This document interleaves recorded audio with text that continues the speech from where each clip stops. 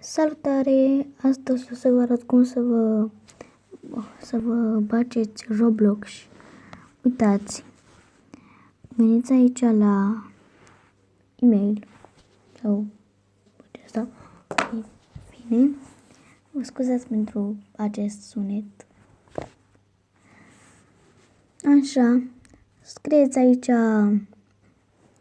frame 25 și Roblox.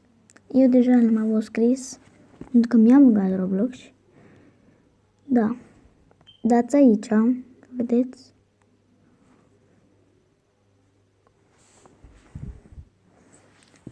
Am intrat aici. Dacă vreți puteți să vă vedeți la ăștia. Da. Fine. Stați, că n-am intrat niciodată aici. Este... O să verific altă dată acolo. Dați aici la Roblox. Și o să dați aici la 2000 de Roblox. Cât vreți voi, vă bageți. Ori atâția, ori atâția, ori atâția.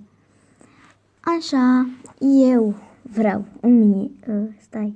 Da, 1000. Mi-ajunge 1000. Și vă bageți aici ce scrie, da? Eu mi-am băgat, am Roblox, am 2000 și ceva. Și videoclipul ăsta este mai scurt, pentru că vă bageți aici numele și e-mail-ul sus, jos vă bageți parola și dați aici. Apoi mergeți aici la ăsta. Bun.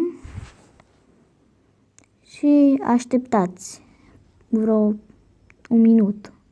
Sau nu. Dacă e, dați aici. Și dați la aici. Sper că ați văzut. Mai vă arăt o dată. Hai. Mi-a apărut ăla. Da, a apărut. Uite aici unde este punctul ăsta albastru.